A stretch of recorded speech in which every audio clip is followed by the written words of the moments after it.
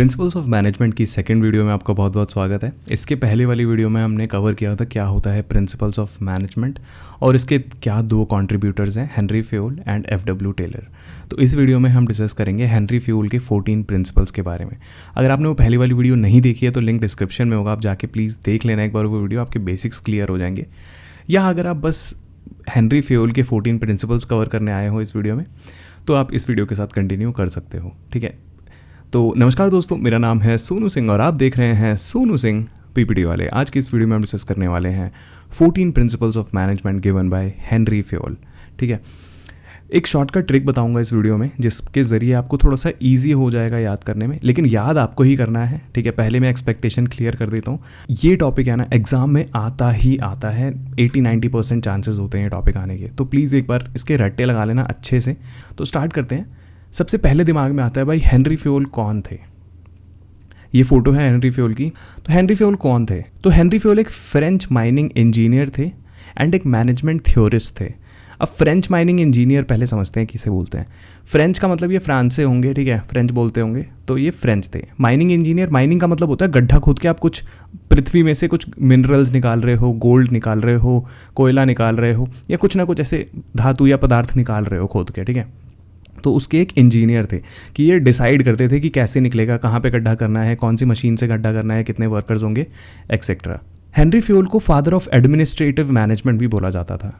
अब father of administrative management जानने से पहले एडमिनिस्ट्रेटिव मैनेजमेंट किसे बोलते हैं? एडमिनिस्ट्रेशन का मतलब होता है एक ऐसा प्रोसेस जिसके जरिए पूरी कंपनी को मैनेज किया जाता है, ठीक है। जैसे कि प्लानिंग, ऑर्गेनाइजिंग, डायरेक्टिंग, मैनेजमेंट आपको पता है ना, वही होता है एडमिनिस्ट्रेटिव मैनेजमेंट की सबसे ऊपर के लेवल के जो बंदे हैं जो प्लान्स वगैरह बना रहे हैं कि कैसे ऑर्गेनाइजेशन रन होगी। Focused on management at top level of organisation. Henri Fayol ने स्टार्टिंग से जो स्टडी करी ना वो टॉप लेवल ऑफ ऑर्गेनाइजेशन के लिए करी। मतलब जैसे कि सीईओ हो गए, जनरल मैनेजर हो गए, सीनियर मैनेजर्स हो गए, वो कैसे अपनी स्ट्रैटेजीज बनाएं, कैसे काम करवाएं। क्योंकि इन्होंने ड्यूरिंग माइनिंग ये चीज़ ऑब्जर्व करी कि अगर वर्कर्स अच्छे से काम नहीं कर रहे हैं तो वो वर्कर्स की गलती नहीं है, जो उनको मैनेज कर रहा है वो अच्छे से प्लान्स नहीं बना पा रहा है, वो अच्छे से स्ट्रैटेजीज नहीं बना पा रहा है, इसलिए वो नहीं कर पा रहे हैं, ठीक है। तो इनका कहना ये था अगर टॉप लेवल ऑफ मैनेजमेंट अच्छा होगा किसी भी कंपनी में तो वो कंपनी अच्छे से चलेगी, ठीक है।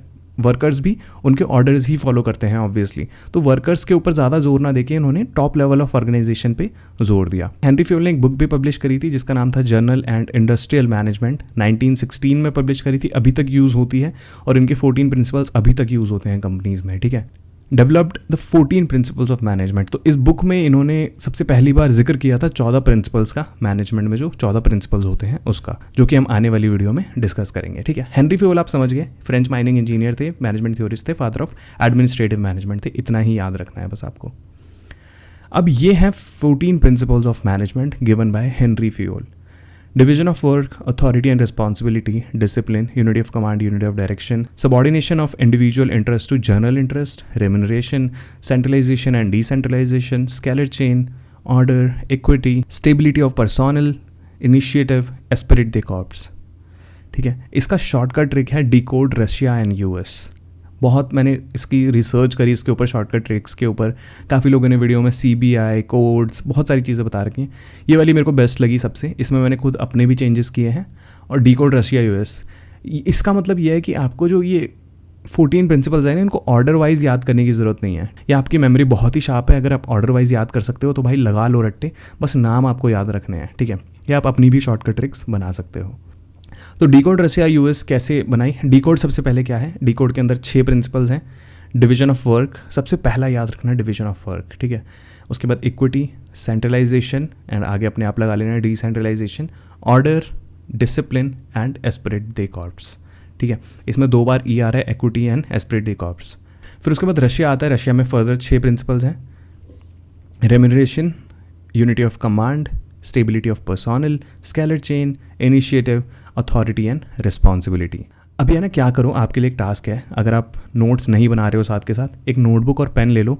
जो मैं लिख रहा हूँ ना, जैसे डिकोड लिखो सबसे ऊपर, उसके नीचे ये 6 प्रिंसिपल्स लिखो, रशिया के नीचे ये 6 प्रिंसिपल्स लिखो, फिर यूएस के नीचे ये 2 प्रिंसिपल्स लिखो, और फिर जैसे जैसे मैं आगे समझाऊंगा उस पर टिक करते जाना, ठीक है, कि कौन कौन से मैंने समझाए हैं। इससे आपको थोड़ा सा याद होगा और जितनी बार इनको पढ़ोगे उतना अच्छे से आपके दिमाग में बैठेगा। यूएस के अंदर 2 प्रिंसिपल्स हैं, unity of direction, subordination of interest, जिसको पूरा बोलते हैं subordination of individual interest to general interest बोलते हैं, ठीक है। तो ये सारे आई होप आपने लिख लिए होंगे। अभी हम आगे बढ़ते हैं। कुछ भी नहीं है आगे वाली वीडियो में, जो अभी तक का चैलेंजिंग पार्ट था ना यहीं तक था कि इनके नाम याद रखना। इसके अंदर का मैटर है ना बहुत ईजी है। तो स्टार्ट करते हैं सबसे पहले के साथ, जो कि है division of work. Division of work नाम से ही आपको पता चल रहा है कि काम को डिवाइड करना और जो उस काम को करने के योग्य है उसको वो काम सौंपना। Work should be divided into smaller task and assigned according to specialisation. कोई बंदा उस काम को करने में स्पेशलिस्ट है तो उसी को वो काम सौंपना, ताकि वो काम की एफिशिएंसी बढ़े और अच्छे से वो काम पूरा कर पाए। एग्जाम्पल के तौर पे आप देख सकते हो, हॉस्पिटल में क्या होता है, डॉक्टर को ट्रीटमेंट का काम दिया जाता है, नर्स को पेशेंट केयर का काम दिया जाता है, रिसेप्शनिस्ट को अपॉइंटमेंट्स लेने का काम दिया जाता है। इसमें वो स्पेशलिस्ट होते हैं, ठीक है, इसलिए उनको ये काम दिया जाता है। और पूरे काम को एक ही बंदा नहीं करता है, डॉक्टर को ही सारा काम नहीं दिया जाता है, बाकी काम को डिवाइड किया जाता है, ठीक है। इससे बेनिफिट क्या होता है, specialisation increases efficiency and productivity. अगर आप किसी चीज़ में स्पेशलाइज हो तो आप उस काम को बहुत एफिशिएंट वे में करोगे और अकॉर्डिंगली आपकी क्या होगी, प्रोडक्टिविटी बहुत अच्छी होगी। सेकेंड है अथॉरिटी एंड रिस्पॉन्सिबिलिटी। अथॉरिटी का मतलब हो गया ऑर्डर देना, रिस्पॉन्सिबिलिटी का मतलब हो गया जवाबदेही रखना कि भाई मैं रिस्पॉन्सिबल हूँ क्योंकि मैंने ऑर्डर दिया था इसके लिए। Authority is the right to give orders while responsibility is obligation to perform assigned duties, ठीक है। According to Fayol, authority and responsibility should go together, should always go together. Why? इसको है ना बहुत सरल भाषा में समझो कि अगर आप किसी को ऑर्डर दे रहे हो और आपका सीनियर आके बोल रहा है भाई आपने इसको ऑर्डर दिया था, काम हुआ कि नहीं हुआ, कह रहा भाई वो मेरी रिस्पॉन्सिबिलिटी थोड़ा है, ऐसा नहीं होना चाहिए। अगर आपको ऑर्डर देने की अथॉरिटी दी गई है तो उस काम के कंप्लीशन की रिस्पॉन्सिबिलिटी भी आपको लेनी पड़ेगी। और कभी ऐसा भी नहीं हो सकता कि बस आपसे रिस्पॉन्सिबिलिटी मांगी जा रही है, आपको अथॉरिटी कोई दी ही नहीं गई, आपके पास पावर्स है ही नहीं उस काम को करने की, बस सीनियर मैनेजर आपको बोल रहा है भाई ये काम हुआ कि नहीं हुआ। अब आप बोलोगे भाई मैं तो कर ही नहीं पा रहा ये काम क्योंकि आपने मेरे को पावर्स ही नहीं दे रखी, वो राइट्स ही नहीं है मेरे पास। तो ये हमेशा टुगेदर होनी चाहिए, इक्वल मात्रा में होनी चाहिए दोनों, authority as well as responsibility. School का एग्जाम्पल ले सकते हो। प्रिंसिपल जो होता है हमेशा इंस्ट्रक्शंस देता है टीचर को कि कैसे कैसे काम को करना है, कौन से लेक्चर में किस टाइम पे जाना है, जो भी सारी चीज़ें हैं। वो क्या हो गया, अथॉरिटी। प्रिंसिपल क्या कर रहा है, ऑर्डर्स दे रहा है वहाँ पे। प्रिंसिपल इंश्योर भी करता है कि पूरा स्कूल का जो माहौल है वो सही से फंक्शन कर रहा है, सबसे सही से हो रहा है कि नहीं हो रहा। तो रिस्पॉन्सिबल भी है प्रिंसिपल। अगर कुछ ऊंच नीच होती है सबसे पहले किसकी गर्दन पकड़ी जाएगी, प्रिंसिपल की। अब भाई आजकल हमारी सरकारों में क्या हो रहा है, अथॉरिटी तो भर भर के है उनके पास, ऑर्डर्स वो दे रहे हैं दिन रात, लेकिन रिस्पॉन्सिबिलिटी लेने की बारी आ रही है तो चुप हो जा रहे हैं। आई डोंट नो आप कब देख रहे हो ये वीडियो, लेकिन इस टाइम पे जो दौर है उसके हिसाब से मैं आपको रियल लाइफ एग्जांपल बता रहा हूँ। एग्ज़ाम में मत लिखना ये एग्जांपल, लेकिन आपको जानने के लिए बता रहा हूँ, ठीक है, कि सरकारों में ऐसा देखा जा रहा है कि रिस्पॉन्सिबिलिटी नहीं ली जा रही है और अथॉरिटी उनके पास भर के है। इसका बेनिफिट क्या होता है, ensures accountability and effective decision making. Accountability का मतलब जैसे कि मैंने कहा जवाबदेही, कि वो काम अगर नहीं हुआ, आपने उसका ऑर्डर दिया था तो क्यों नहीं हुआ, ठीक है, वो सारी चीज़ें किसके कौन अकाउंटेबल होगा उसके लिए, जो वो ऑर्डर्स दे रहा है, ठीक है। और उसी हिसाब से आपकी जो डिसीजन मेकिंग होती है वो अच्छी होती है, आपको पता होता है किस चीज़ का ऑर्डर देना है और किस किस चीज़ की रिस्पॉन्सिबिलिटीज़ लेनी है, ठीक है। थर्ड है डिसिप्लिन। अब एम्प्लॉयज़ को क्या होता है, डिसिप्लिन में रहना चाहिए। मानोगे ये बात, बिल्कुल सही बात है ना। Employee should follow organisational rules, regulations and agreements.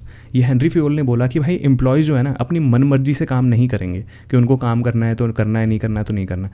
वही वो एक वर्क सेटिंग में आ रहे हैं तो उनको जो भी ऑर्गेनाइजेशन के रूल्स होंगे, रेगुलेशंस होंगे और अग्रीमेंट्स होंगे उसके अंतर्गत रहते हुए काम करना पड़ेगा, ठीक है। जैसे कि स्कूल्स में क्या होता है, स्कूल में कौन होते हैं, टीचर्स होते हैं और स्टूडेंट्स होते हैं। स्टूडेंट को क्या बोला जाता है कि क्लासेस को आपको टाइम पे अटेंड करना है, वो रूल्स एंड रेगुलेशंस में आ गया।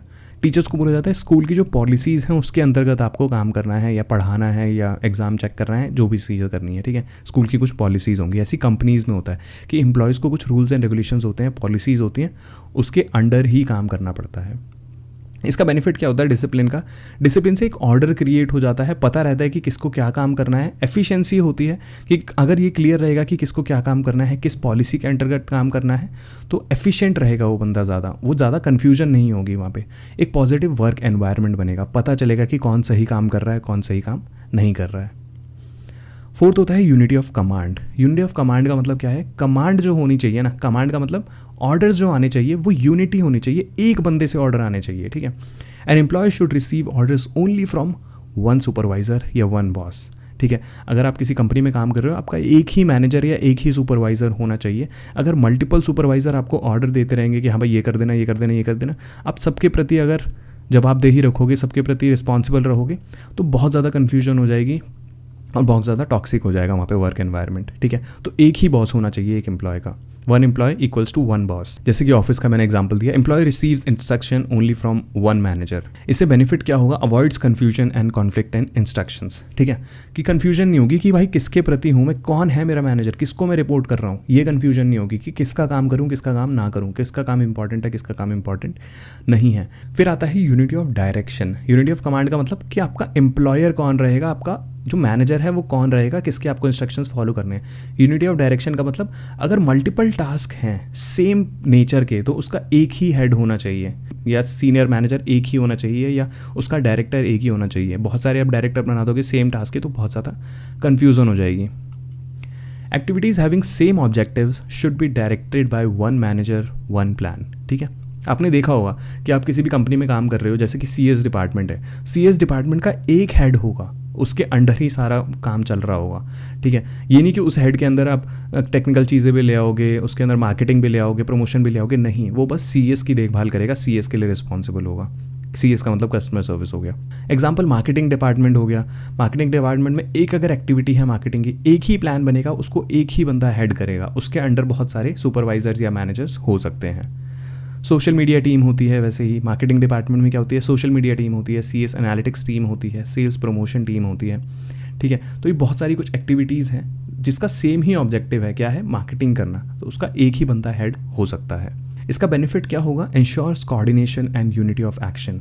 इससे कोऑर्डिनेशन इंश्योर कैसे होगा कि भाई एक ही बंदा है ना, तो पता रहेगा कि कहाँ से डायरेक्शन आने हैं, कौन बंदा प्लान बनाएगा, हर एक बंदा आपस में कोऑर्डिनेट कर पाएगा। जैसे सोशल मीडिया टीम है, सेल्स प्रमोशन टीम है, ये आपस में कोऑर्डिनेट करके काम कर पाएंगे, उनको पता है कि ऑब्जेक्टिव हमारा एक ही है, ठीक है, और जो भी वो एक्शंस लेंगे एक ही ऑब्जेक्टिव को फुलफिल करने के लिए वो एक्शंस ले सकते हैं।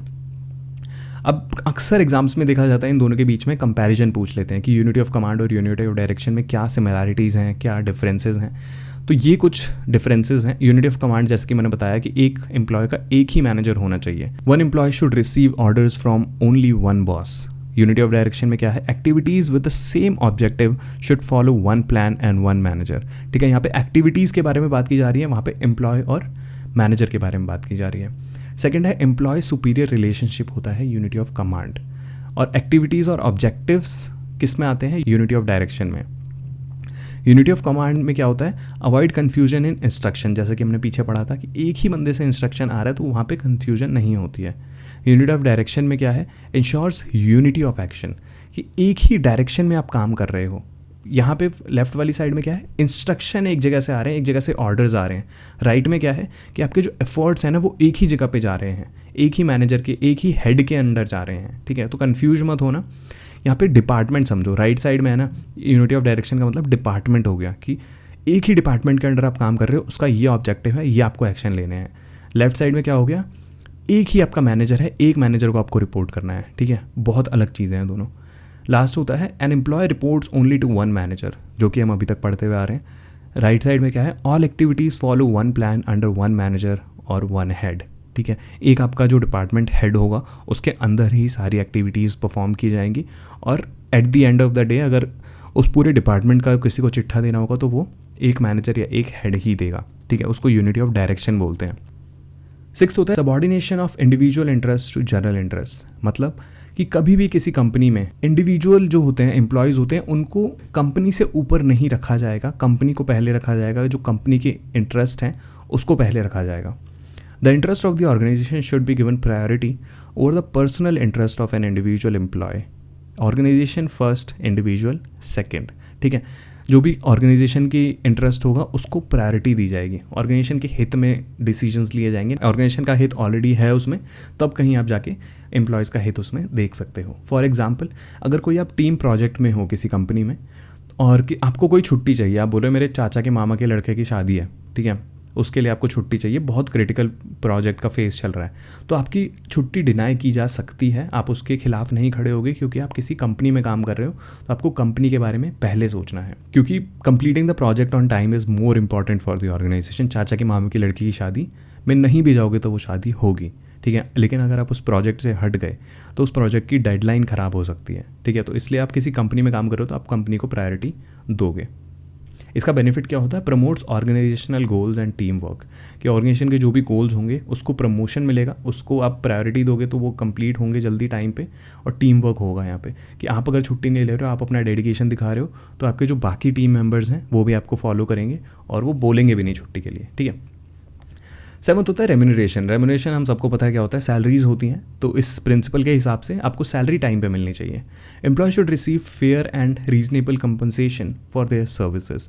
जो भी आप काम कर रहे हो किसी भी कंपनी में, आपको फेयर पे मिलना चाहिए, उसका रीजनेबल पे मिलना चाहिए। ऐसा नहीं कि आप बहुत बड़ा काम कर रहे हो, आप कोडर वोडर हो, आपको 7,000 रुपये सैलरी मिल रही है महीने की, तो आपको खुद में ऐसा लगेगा कि नहीं यार दूसरी कंपनी इससे ज़्यादा दे रही है। तो आपको as a CEO of a company, as a director of a company, ये चीज़ मेक श्योर करनी पड़ती है कि जो एम्प्लॉयज़ को सैलरी मिल रही है फेयर मिल रही है और एक रीजनेबल कॉम्पनसेशन आप उनको ऑफर कर रहे हो। एग्जाम्पल वही है, एम्प्लॉयज़ को क्या होता है, परफॉर्म असाइन ड्यूटीज़, एम्प्लॉयज़ अपने असाइन ड्यूटीज़ परफॉर्म करते हैं, कंपनीज प्रोवाइड सैलरीज, इंसेंटिव्स और बोनसेस। सो बात की एक बात यह है कि आपको अगर काम कर रहे हो आप किसी कंपनी में तो आपको अच्छी सैलरी मिलनी चाहिए। बेनिफिट क्या होता है, increases employee motivation and job satisfaction. Employee को अगर अच्छी सैलरी मिलेगी तो वो मोटिवेटेड रहेगा और जॉब सेटिस्फैक्शन बढ़ेगा, एम्प्लॉय का जॉब करने में उसका मन लगेगा। 8th होता है सेंट्रलाइजेशन एंड डिसेंट्रलाइजेशन। सेंट्रलाइजेशन का मतलब हो गया कि जो भी डिसीजन मेकिंग अथॉरिटी है वो आप टॉप लेवल मैनेजमेंट तक ही रख रहे हो। डिसेंट्रलाइजेशन का मतलब हो गया कि आप जो अथॉरिटी है डिसीजन मेकिंग या कुछ भी डिसाइड करने की कि एम्प्लॉयज़ को रखना है कि नहीं रखना है, सैलरीज कितनी मिलनी चाहिए, वो आप लोअर लेवल मैनेजमेंट को या शॉप फ्लोर लेवल मैनेजमेंट को आप दे रहे हो। तो कुछ हर एक कंपनी में होता है, दोनों चीज़ें होती हैं, सेंट्रलाइजेशन भी होता है, डिसेंट्रलाइजेशन भी होता है। टॉप लेवल मैनेजमेंट सारी चीज़ों को देखभाल नहीं कर सकता है, तो कुछ चीज़ें वो अपने तक रखता है, जैसे कि किसी और कंपनी के साथ जॉइंट वेंचर करना है, एक्सपेंशन करना है, ग्रोथ करना है, ये जो बड़े बड़े डिसीजंस हैं वो सेंट्रलाइज रखता है, अपने तक रखता है। डिसेंट्रलाइज रखता है, एम्प्लॉय रिलेटेड डिसीजंस हो गए, वो सारे लोअर लेवल मैनेजमेंट को दे देता है कि हाँ भाई ये छोटे मोटे डिसीजंस आप ले लो।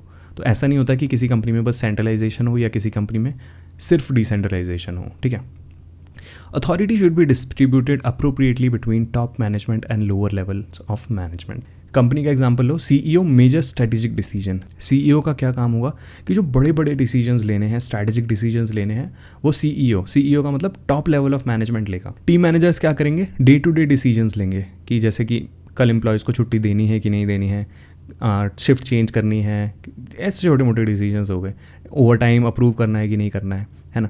CEO लेवल डिसीजंस क्या हो गए, एयरबीएनबी का आपको एक एग्जांपल देता हूँ। एयरबीएनबी सबसे पहले क्या करती थी ना, बस घरों में डील करती थी कि आप घर जाके एयरबीएनबी रेंट कर सकते हो, है ना, आप कुछ टाइम के लिए किसी और के घर में रह सकते हो। अभी क्या है, एयरबीएनबी पे एक्सपीरियंसेस आ गए हैं, सर्विसेज आ गई हैं, अभी होटल्स लेके आ रहे हैं, वो पिकअप एंड ड्रॉप सर्विसेज लेके आ रहे हैं, बहुत सारी चीज़ें एक्सपैंड कर रहे हैं, वो CEO लेवल डिसीजंस है, ठीक है। वहीं अगर जो कंपनीज़ में काम हो रहा है वो टीम मैनेजर्स लेवल डिसीजंस है, ठीक है। तो इससे अब सेंट्रलाइजेशन और डिसेंट्रलाइजेशन समझ गए होंगे। इसका बेनिफिट क्या होता है कि ensures efficient decision making and better control. अगर आप सेंट्रलाइजेशन रखोगे कुछ पावर्स तो आपको कंट्रोल करने में ईजी रहेगा कि आप सारी चीज़ें डिस्ट्रीब्यूट नहीं कर रहे हो लोअर लेवल मैनेजमेंट पे, ठीक है। और एफिशिएंट डिसीजन मेकिंग होगी, आपको पता रहेगा कि किसको क्या डिसीजंस लेने हैं।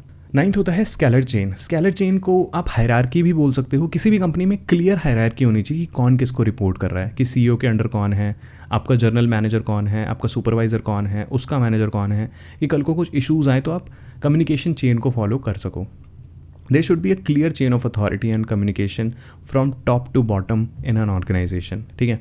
टॉप टू बॉटम आपको पता होना चाहिए कि CEO को कौन रिपोर्ट कर रहा है, उसको कौन रिपोर्ट कर रहा है, उसको कौन रिपोर्ट कर रहा है, आप कहाँ पे स्टैंड करते हो, या आपको भी कोई रिपोर्ट कर रहा है कि नहीं कर रहा है, ठीक है। तो हर एक कंपनी में स्केलर चेन होता है तो थोड़ा सा ईजी हो जाता है समझना। एग्जाम्पल क्या होगा, CEO हो गया, ठीक है, उसके अंदर क्या है, जनरल मैनेजर उसको रिपोर्ट कर रहा है, डिपार्टमेंट मैनेजर जनरल मैनेजर को रिपोर्ट कर रहा है, उसके बाद सुपरवाइज़र आ रहे हैं, सुपरवाइज़र को क्या कर रहे हैं, एम्प्लॉयज़ रिपोर्ट कर रहे हैं। ये होगा ना तो क्लियर रहेगा, सुपरवाइज़र को पता होगा कि उसको किसके पास जाना है अपने कंसर्न्स लेके, जनरल मैनेजर को पता होगा उसको किसके पास जाना है अपने कंसर्न्स लेके, एम्प्लॉयज़ को पता होगा कि डायरेक्टली CEO को रीच आउट नहीं करना है, बीच में supervisor, department manager, general manager को भी रीच आउट वो कर सकता है। तो एक स्केलर चेन होनी चाहिए। Ensure smooth communication and avoids confusion. बिल्कुल सही बात है कि कन्फ्यूजन नहीं रहेगी, पता रहेगा कि हाँ भाई कल को एम्प्लॉय अगर सुपरवाइज़र के पास जाता है, सुपरवाइज़र बोलेगा भाई मैं क्यों करूँ तेरा काम, एम्प्लॉय बोल सकता है कि भाई मैं आपको रिपोर्ट करता हूँ एज़ पर दी स्केलर चेन और एज़ पर दी हायरार्की, तो आप मेरा काम करोगे या आप मेरी बात सुनोगे। 10th होता है ऑर्डर। ऑर्डर का मतलब वो नहीं हो गया जो जज ऑर्डर करता है, वो नहीं, ठीक है। There should be a right place for every person, every resource in the organisation. Order का मतलब हो गया सही चीज़ सही जगह पे होनी चाहिए। ये बस इंसानों के लिए नहीं है कि सही इंसान को सही जॉब पे लगा दो, वो भी है ऑर्डर का मतलब, लेकिन सही चीज़, जैसे कि मान लो कंप्यूटर्स हैं, वो हर एक कंप्यूटर आप क्या वॉशरूम में लगा दोगे जाके? नहीं, कंप्यूटर्स एक साइड पे होने चाहिए। स्टेशनरी का डिपार्टमेंट एक अलग होना चाहिए। आईटी के लिए आपको पता रहना चाहिए कि कहाँ जाना है आपको। एग्जाम्पल इसका देखते हैं, right person at the right place. इसको आप बोलोगे सोशल ऑर्डर। दो तरीके के ऑर्डर होता है, सोशल ऑर्डर और मटीरियल ऑर्डर, ठीक है। सोशल ऑर्डर का मतलब हो गया सही इंसान को आपने सही जॉब पे लगा दिया। इसको हमने डिवीजन ऑफ वर्क में भी पढ़ा था, अगर आपको याद हो तो, कि सही इंसान को सही जॉब पे लगाओ, उसको आप ऑर्डर बोलोगे। उसके बाद आ गया right resource at right place. जो भी रिसोर्स हो गए, मशीन हो गई, डॉक्यूमेंट हो गए, मटेरियल्स हो गए, वो एक प्रॉपर प्लेस पे होने चाहिए, कन्फ्यूजन ना हो ताकि, और डिले ना हो। कन्फ्यूजन होगी, डिलेज होंगी, इनएफिशिएंसीज होंगी, है ना, तो सही नहीं लगेगा। उसके बाद इसका बेनिफिट क्या हो सकता है? Ensures efficiency, optimum utilisation of resources, ठीक है। अगर आप सही चीज़ को सही जगह पे रखोगे तो वहाँ पे वो अच्छे से यूटिलाइज हो पाएगी। 11th होता है इक्विटी। इक्विटी का मतलब हो गया समानता, सबको समानता मिलनी चाहिए। Manager should treat employees with fairness, kindness and justice. Fair treatment for all employees, ठीक है। अनफेयर ट्रीटमेंट नहीं होना चाहिए, बहुत ज़्यादा डिफरेंस नहीं होना चाहिए ट्रीटमेंट में। मैं समझ पा रहा हूँ कि कुछ लोग इसको रिलेट कर पा रहे होंगे कि बायसनेस बहुत ज़्यादा हो गई है आजकल कॉर्पोरेट्स में, और फेवरेटिज्म तो पूछो मत कितना बढ़ गया है। तो मैं स्कूल का एग्जांपल लेता हूँ, इसीलिए कॉर्पोरेट्स का नहीं लेते हैं। 2 टीचर्स परफॉर्म सिमिलर वर्क। मान लो 2 टीचर्स हैं, सिमिलर वर्क परफॉर्म करते हैं, सेम ही सब्जेक्ट पढ़ाते हैं। Both should receive equal respect, opportunities and fair treatment. Benefit इसका क्या हो सकता है? Improves employee satisfaction, loyalty and morale. अगर आप एम्प्लॉय हो, अगर आपके कलीग को भी सेम ही ट्रीटमेंट मिल रहा है तो आपका एक सेटिस्फैक्शन बढ़ेगा, ठीक है, कि हाँ भाई जॉब तो अच्छी है यार, हमारे सीनियर्स भी अच्छे हैं, सेम ही ट्रीटमेंट देते हैं, ज़्यादा ऐसे बायसनेस नहीं है। लॉयल्टी बढ़ेगी आपकी कंपनी के प्रति, यार कंपनी तो बहुत बढ़िया है ना, मोरल बढ़ेगा आपका। 12th हो गया stability of personnel. Stability of personnel का मतलब आपकी जॉब है ना सिक्योर होनी चाहिए एक हद तक। मतलब गवर्नमेंट जॉब जितनी सिक्योर तो नहीं सब। अगर सिक्योर जॉब का एग्जांपल लेते हैं ना, सबसे पहले दिमाग में गवर्नमेंट जॉब ही आता है। गवर्नमेंट जॉब वाली नहीं, अगर आप प्राइवेट में भी हो तो ऐसा नहीं होना चाहिए आपको 2-2 महीने में निकाल रहे हैं, नहीं। आजकल हो रहा है ऐसा, चलन चल रहा है कि ज़्यादा लंबे समय तक नहीं रख रहे हैं एम्प्लॉयज़ को, जो कि उनका सेटिस्फैक्शन और उनका मोटिवेशन गिरा रहा है। लेकिन हेनरी फ्यूल के हिसाब से स्टेबिलिटी आपको रखनी पड़ती है, तभी आपके जो कंपनी है उसको बेनिफिट होगा। एक जीता जाता एग्जांपल है इसका अमेज़ॉन। अमेज़ॉन ने कितनी फायरिंग करी है, अभी अमेज़ॉन का है ना बुरा हाल चल रहा है। Employee should be given sufficient time to perform their jobs and unnecessary employee turnover should be avoided. Employee retention leads to better performance, ठीक है। एम्प्लॉयज़ को सफिशिएंट टाइम मिलना चाहिए। आपको 2 महीने में ये नहीं बोल दोगे एम्प्लॉयज़ को, हाँ भाई ये वाला काम क्यों नहीं हुआ तेरे से, नहीं। 2 महीने में उसको समझने में टाइम लग जाएगा कि कैसे कैसे वो जॉब करनी है। अगर अननेसेसरी एम्प्लॉय टर्नओवर करोगे आप, कि एम्प्लॉयज़ को निकाल रहे हो धड़ल्ले से, वो चीज़ करोगे तो आपकी परफॉर्मेंस ख़राब हो जाएगी। अगर एम्प्लॉयज़ को रिटेन करके रखते हो तो आपकी परफॉर्मेंस बेटर रहेगी। स्कूल का एग्जाम्पल आप ले सकते हो। हर महीने कोई नया फिजिक्स पढ़ाने वाला बंदा आ रहा है, तो कैसे बंदे वो ही नहीं कर पाएंगे ना, जो स्टूडेंट्स है रिलेट ही नहीं कर पाएंगे उस टीचर से। अभी समझना शुरू किया था उसके लॉजिक्स, अभी चेंज कर दिया, है ना। Student struggle to adjust and learning get affected. बिल्कुल सही बात है, बहुत स्ट्रगल होगी वहाँ पे और जो लर्निंग है वो अफेक्ट होगी। Experience teacher staying longer improves learning outcomes. बिल्कुल सही बात है, अगर आप एक्सपीरियंस टीचर्स को लंबे समय तक रखोगे तो आपके जो लर्निंग आउटकम्स है, रिजल्ट्स हैं, वो अच्छे होंगे। स्टेबिलिटी ऑफ पर्सोनल का जो बेनिफिट है, improves efficiency, loyalty and organisational stability, कि ऑर्गेनाइजेशन ज़्यादा डगमगाएगी नहीं, स्टेबल रहेगी, ठीक है, ज़्यादा अप्स एंड डाउन्स नहीं आएंगे उसमें। जो एम्प्लॉयज़ होंगे आपके लॉयल रहेंगे ऑर्गेनाइजेशन के प्रति, कि कल को कुछ हो भी जाता है तो वो छोड़ के जाएंगे नहीं आपको। एफिशिएंसीज बढ़ेंगी क्योंकि आप लंबे समय तक एम्प्लॉयज़ को रख रहे हो तो अच्छा काम करके देंगे वो आपको। थर्ड होता है इनिशिएटिव। अब एम्प्लॉयज़ जो होते हैं कई बार उनको बहुत सारी कंपनीज इग्नोर कर देती हैं, लेकिन बहुत सारे ऐसे आइडियाज़ होते हैं एम्प्लॉयज़ के पास, ऐसा क्रिएटिव माइंड होता है कि अगर कोई कंपनी उसको यूटिलाइज़ कर पाती है तो बहुत बेनिफिट होता है कंपनीज़ को। कंपनीज़ में तो अलग से डिपार्टमेंट बनाया जाता है कि भाई रूट कॉज एनालिसिस का, डिसीजन मेकिंग का, या क्रिएटिव आइडियाज़ सबमिट करने का डिपार्टमेंट होता है। आपकी कंपनी में भी, अगर आप कंपनी में जॉब कर रहे हो तो होगा। हमारी एक कंपनी है उसमें एम्पावर करके है कि जो एम्प्लॉयज़ हैं वो क्रिएटिव आइडियाज़ सबमिट कर सकते हैं।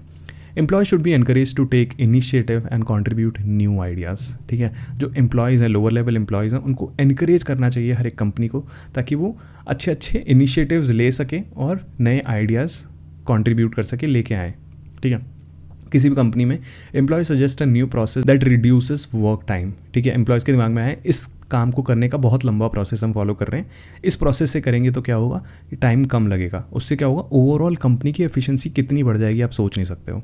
Management lessons and implement the ideas, ठीक है। जो भी आइडिया है मैनेजमेंट उसको सुने और उसको इम्प्लीमेंट करे, एम्प्लॉय के साथ मिल के उस पर काम करे, एम्प्लॉय को भी उसका क्रेडिट दे। इसका बेनिफिट क्या होगा इनिशिएटिव का, अगर आप एम्प्लॉय को इनिशिएटिव देते हो या एम्प्लॉयज़ के लिए इनिशिएटिव ले रहे हो कि एम्प्लॉयज़ को आप बोल रहे हो कि हाँ भाई आपका जो भी क्रिएटिव आइडिया है वो सुना जाएगा, तो एम्प्लॉयज़ के अंदर क्रिएटिविटी बढ़ेगी, इनोवेशन बढ़ेगा, एम्प्लॉय का इन्वॉल्वमेंट बढ़ेगा कंपनीज़ में, ठीक है, जो कि एक अच्छी बात है। फोर्थ आता है एस्पिरिट दे कॉर्ड। ये एक फ्रेंच टर्म है जिसको आप इंग्लिश में टीम स्पिरिट बोल सकते हो, कि किसी भी कंपनी में अगर एम्प्लॉयज़ काम कर रहे हैं तो एक टीम में काम कर रहे होंगे ना, अगर उनके अंदर टीम स्पिरिट ही नहीं है, टीम में काम करना ही नहीं आता है तो क्या फ़ायदा है ना। ये चीज़ हेनरी फ्यूल ने नोटिस करी और मैनेजमेंट को बोला कि उनको प्रमोट करना है team spirit, unity and harmony among employees, कि वो अच्छे से साथ मिल के काम कर सकें, साथ मिल के काम करेंगे तो ज़्यादा अच्छा आउटपुट दे पाएंगे। ई कॉमर्स कंपनी हो गई, warehouse team packs orders, delivery team ships products, customer support resolves issues, all team coordinate to provide smooth customer experience, ठीक है। ई कॉमर्स कंपनी हो गई, अमेजोन हो गई, ज़ेप्टो हो गई, फ्लिपकार्ट हो गई, ये सारी टीम्स मिलकर काम करेंगी तभी एक प्रोडक्ट एक कस्टमर को टाइम पे डिलीवर हो पाएगा और वो सेटिस्फाई हो पाएगा, ठीक है। एस्पिरिट डी कॉप्स का बेनिफिट क्या हो सकता है, improve team work, cooperation, organisational performance. बिल्कुल सही बात है, टीम में अगर काम करेंगे तो टीम वर्क बढ़ेगा, कॉपरेशन बढ़ेगा और ऑर्गेनाइजेशन की परफॉर्मेंस बढ़ेगी, ठीक है। यही था इस वीडियो में। आई होप आपको 14 प्रिंसिपल्स याद हो गए होंगे, याद नहीं हुए तो एटलीस्ट उनका मैटर समझ में आ गया होगा। अगर कोई भी डाउट हो तो प्लीज़ नीचे कमेंट सेक्शन में लिखना ना भूलें। एक बार फिर से आपको बता देता हूँ शॉर्टकट ट्रिक क्या थी, डिकोड रशिया एंड यूएस, ठीक है। और नेक्स्ट वीडियो हमारी होने वाली है scientific management by F W Taylor. उसके बाद हमारा प्रिंसिपल्स ऑफ मैनेजमेंट टॉपिक खत्म हो जाएगा। और जैसे कि मैंने बताया था पूरा टॉपिक बहुत ज़्यादा इंपॉर्टेंट है, लिंक आपको डिस्क्रिप्शन में मिल जाएगा पिछली वीडियो का भी। अगर नेक्स्ट वीडियो तब तक डल चुकी होगी तो मैं नेक्स्ट वीडियो का लिंक भी नीचे डिस्क्रिप्शन में लिख दूंगा। तो ये था इस वीडियो में। आई होप आपको वीडियो पसंद है तो प्लीज़ लाइक कर देना, सब्सक्राइब करना मत भूलना चैनल को। मिलता है आपसे नेक्स्ट वीडियो में। और अगर आपके एग्जाम्स चल रहे हैं तो ऑल द वेरी बेस्ट। मिलता है आपसे नेक्स्ट वीडियो में, तब तक के लिए goodbye, take care, have a nice day.